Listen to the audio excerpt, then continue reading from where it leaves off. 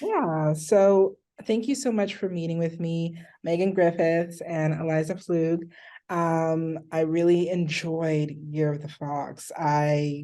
It was, I was wrapped up in my blanket with my partner, and I was just taking it in, and the pacing was amazing. And the themes that were resonating throughout the film, the narration really guided me through. And Mm. I wanted to say, just several questions, because as a filmmaker myself, I was just geeking. But overall, I was like, I would love to ask, why choose the 90s, as a time to talk about this particular story and about female agency, essentially? Could you enlighten us on that a little bit? That seems like you should kick it off, Eliza, as the person who wrote this beautiful script. Um, the 90s were a time in my life where I had a lot of questions about my past and my future and which way to go. And we fictionalized the timeline a little bit just because a lot of the things that occurred in my early 20s had started in my teens. So we kind of took something that was happening in 1993 and bumped it up a couple of years. But for the most part, the 90s were a very active time in life, a lot of questions, great music.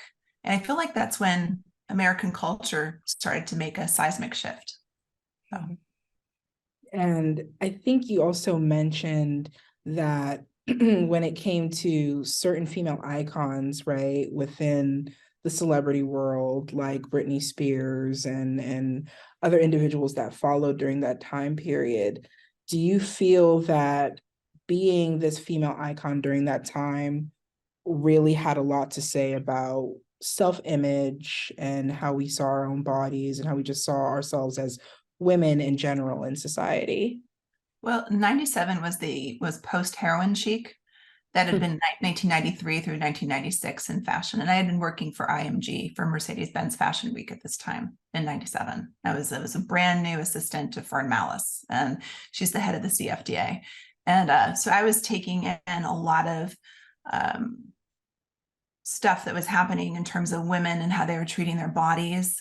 There was Alec Weck, who was the first African American model that was really getting notoriety. And it was a time when skinny white girls were still the ideal. And for me, being not all white, and I'm a mixed race person, that I couldn't quite identify with why my body couldn't get that lean and long, and why my rear end was always big. It really bothered me. And so, but yet working in fashion with all these women that were so unattainable, it was a little scarring, Yeah. it was hard. So. Yeah, and I think too, like what you were saying in terms of like Britney Spears and Anita Hill and like all these people were sort of looking back now and recognizing how horribly that we treated them as a society. We sort of weaponized their sexuality against them, and they just had no space to tell their side of the story. That for me was a really interesting aspect of this story, because this is a character who we're getting to see. She's living in that context. That is her world, but like we're getting to see her tell her story. So Eliza having lived through all of this, and then, all these years later, looking back with sort of a different lens on what was actually happening in that time period. Right.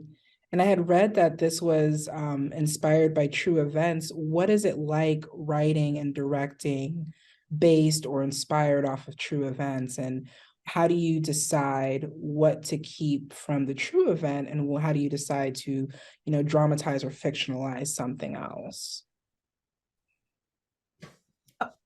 Go for it, Eliza. No, I think you start out with the whole kitchen sink, like an everything bagel, right? and I'm an everything bagel of feet, man. That's my life. But Megan is an incredible editor, and she's able to find the most important elements that are relatable to a greater audience. And so while I was able to see outside myself and write a character not as myself, but imagining being these other people, and also using people from my actual life and molding these people around them. At the end of the day, some of it was a bit superfluous, and Megan was able to really shape and tone, and then decide what was cinematic from that. So Yeah, Right. which is always, it's always part of the process. It's like the initial, you know, writing is editing, and then you're on set and you shoot everything that's in the script, and then you get back into the editing room and you keep editing, you know, and you just whittle it down to the most important pieces and make sure that it's sort of um, whittled to the pieces that convey the themes that you're trying to talk about, and you know, give you an opportunity to get into these characters' heads and understand their world. Right. And how did you come to the decision to have this script include the main character's narration? I know, like, very often now, especially with what's coming out recently, folks are getting further and further away from the narration piece of storytelling and film. And I always like it. It's nostalgic to me, but I wanted to know what made you decide to want to choose narration as that driving vehicle for the character. I mean, I think it's helpful for this character in this world because the character of Ivy, who's our protagonist, is such an observer, and she's fairly quiet. She's, you know, you get to kind of see how everything is landing with her by, you know, Sarah Jeffrey's beautiful performance and the nuances of it, but really to understand who she is and how she's interpreting all these things. We found it just became really helpful to have this inner voice, you know, guide us through a little bit and give us a little bit more context for honestly, mostly for the people in the audience who identified with her less, because it could broaden the story and allow more people to understand a character like this. Yeah. I always like an inner voice. I like an inner voice, and especially when you're focusing in on one specific character and there are other characters doing things around. It's interesting to know what that character is really thinking of, because you don't always see it in an emotional reaction in real life. And I found that after we'd shot the film, that there was a voice in this character that needed to come out. Yeah. And so that voice was always in there, and it just needed to be more pronounced, which I think was a really good call to have that in. So. That's beautiful. I love that. And I really enjoyed the narration piece, because it really helps guide the theme of the story and really puts that at the forefront. So for instance, towards the end, Ivy starts to discuss some of those themes like innocence and change. And the darker themes are definitely conveyed in the actions of the characters, like, you know, harassment and abuse. So if we can go ahead and talk a little bit more about the themes at play here in this story, how did you want to use innocence and change in Ivy's life, and also in Layla's, her best friend? Okay. You can start. Yeah, you go ahead. Then I'll follow up. Okay. I have experienced a lot of heartbreak in my life, and trauma in relation to men. I don't know what it is in me that attracts trouble with men, but it has been a repetitive thing that I'm still learning even in my late 40s. And one of the things I didn't want for my teenage daughter was for her to fall in line with my behavior. I don't want her to be me. And so when I wrote Pauline, the mom character of Ivy, I was really writing my own struggle when I was going through a divorce into this character, and writing Ivy as my daughter who's turning 16 this year, and seeing that dynamic of the two women, I felt was really an important part of this story, because women can turn to each other and talk about things that are incredibly painful. We've always been separate in some way with our power struggles with men. And so we've found our safety in each other. And I wanted to write about what it was like to journey through different kinds of struggle with different kinds of men. So it wasn't just a boyfriend or being a teenager in an environment where a lot of your friends are sexualized, or but what's your first encounter with a man? What's your first encounter with your own sexuality? And are you straight? Are you not? Are you not sure? And how does this older man make you feel? It's scary. Yeah. And so I had some of those experiences, and I wanted to talk about those. Yeah, and her relationship with her father too is a very formative. But yeah, I think there isn't a character in this who doesn't have some sort of a journey, especially the women. You know, Layla is just seeking that acceptance and validation, just like Ivy, and she's just doesn't quite have the support system, as flawed as Ivy's support system is. There's still two parents there, and Layla really doesn't have any of that, and she's just sort of thrown to the wolves.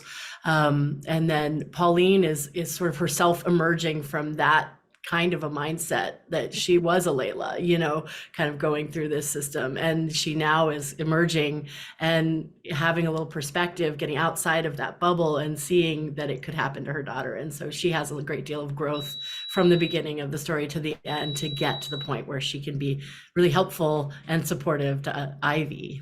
Yeah. It's interesting you talk about it that way. So would you consider Layla and Ivy to be foil characters of one another? Or rather, are they just really their own separate individuals or own separate beings just trying to make it through in Aspen?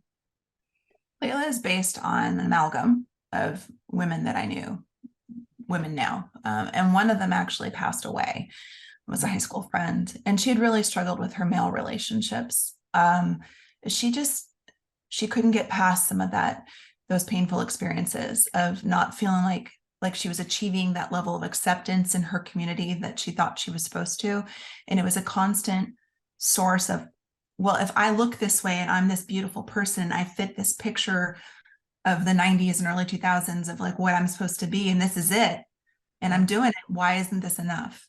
And I feel like the Layla character really is a very separate character from Ivy, because Ivy's questioning everything, where Layla's latching on to whatever she can get her hands on to keep her moving and to keep her going forward, where she thinks it's forward, but it's really not. So That's beautiful. They were beautifully written. And what's amazing is I find a good story allows me to identify with more than just one character. And so while watching it, I was taking in Ivy's, you know, innocence and rather her starting to come to age. And then Layla, who's already just kind of there and is trying to figure out how to essentially be her own person because her mother neglected her. So you captivated that very beautifully, and I just wanted to commend you on that. I do have a couple more questions. I can talk to you guys about this all day, but I know you have other things to do.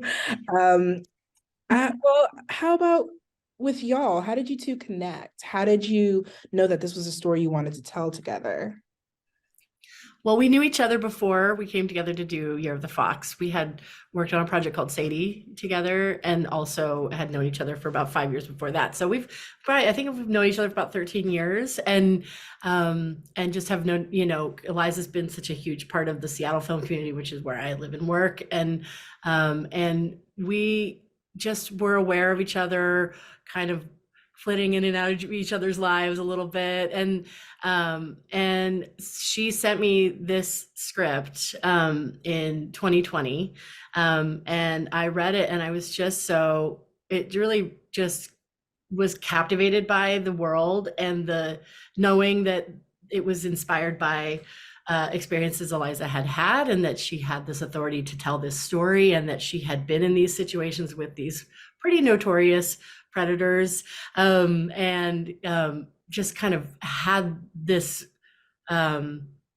hindsight on the whole situation. I was really engaged by the whole thing, and I loved the characters that she had drawn out in the script. So we just sort of joined forces and decided to try to tell this story together, because the themes, even though it is set in the late 90s, certainly it is a relevant story to tell in 2023. I think the main thing that's changed since then is that we're all sort of speaking about things more and differently than we were back then. But this That's predator, exactly it. yeah, these predators still exist. So And that's the why. The why it was so important to not let it go in my head. It was my mom was like, "Is this a vanity piece for you?" And I'm like, "Thanks, Mom. That's super cool. Thanks for saying that." And it had nothing to do with me, really. It was like, "Mom, this, when I'm writing," she's like, "Why are you always writing about this? Just let it go." And I think that's part of old culture, is Yeah. that you're supposed to turn the other cheek. Right.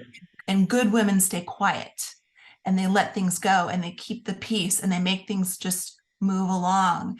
And I Right. realize that's enabling, right? That's enabling. And if you're in action, you're complicit, Right. and if I know something and it's a cultural thing and it needs to change, where's my entry to be helpful? And I have a responsibility. I have two kids. I have a boy and a girl. I don't want my boy to act this way, and I don't want my daughter to think it's acceptable. Right. So, yeah. And sometimes stories, especially fiction stories, are able to tell us more about humanity than real life, just because we can control the narrative a bit. And one of the things, and it's not to get political, but when you started to talk about how relevant this story really is, because even in the past week with E. Jean Carroll and what's been going Yeah. on in our own world, this is definitely something that just resonates every year. It doesn't go away. So I appreciated this piece and the themes that it touched up on. How did you feel when diving into some of those darker themes like abuse and harassment, both in writing and in trying to direct some of those scenes? Yeah, I know it can be sometimes a bit difficult, but do you mind touching up on that a little bit if you're okay with it? you want to go first, Liza? Megan and Lacey Levitt, our producer, made a really ethical call to get an intimacy coordinator. And we hired S.J. Chiro, who's also director of East of the Mountains, which was filmed in Washington 3 years ago. She's amazing. And it was to make the space safe and equitable for everyone in the room. And because we knew that there was a predatory subject is different than just a regular Hollywood sex scene. It's so ironic, right? This was actually something that occurred. And so when the night of the filming of that scene that I think you're alluding to, my palms were sweating. I kept walking around the party. I kept checking people's costumes. Like I thought I knew what I was doing there. I did not know what I was doing there. I was having an out of body experience. Well, Getty comes out in his tuxedo from his trailer. He walks into this beautiful log house that looks exactly like a house I used to go to, oddly, in Aspen. It was visceral for me. Right. And I think that is one of the reasons why you make this movie, is because there are women just like me all over the world having these experiences, and they're having to be quiet because they don't want to make a sound. They don't want to create trouble. Right. And then they walk around with the damage for the rest of their lives. And that's supposed to be their badge of womanliness. And I just don't buy it anymore. So Right. yeah, it was pretty rough. I gotta tell you.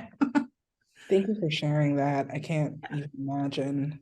When it came to shooting some of those scenes, I know part of the scenes or some of the scenes were shot in Seattle. Were you actually in Aspen shooting the scenes in Aspen? What were the locations like? Yeah, we shot for a few days in Aspen just to make sure we captured the beauty of that landscape. It's so specific, and it's so meaningful, especially to Eliza, who grew up there, to kind of make sure it's represented properly. And then we shot a lot of the film with the pieces with actors in Washington, and North Bend, Seattle, and North Bend sort of areas, to shoot both the stuff that's based there, and sort of stand in for Aspen wherever we could make that work. So we tried to make sure that it felt distinct, and we were making choices that made Aspen feel like one place and Seattle feel like another place, and hopefully that comes across. Oh, yes. You know, at one point because I'm actually in Portland, Oregon, so I'm in the area, and I was looking at Aspen because I've never been to Colorado, and I was like, huh, is this actually like, is this Washington/Oregon maybe? Or I was a little torn because I'm so new to the area still, but it all still looked very separate, especially with the backdrop of the sky in Aspen. I noticed those changes as well in comparison to Seattle. So when it came to casting and trying to utilize like local actors, I think I read that you had used a lot of Seattle-based actors in your casting process. Yeah, I think probably I haven't ever gone down the cast list. We certainly had a lot of people we brought in from LA who were, sort of the top line cast, but there's such a rich pool of talent in Seattle on both the crew and cast side that we definitely pulled in people as much as possible to make, flesh out these worlds. Yeah, that's great. And what was it like working with Jennifer Roth?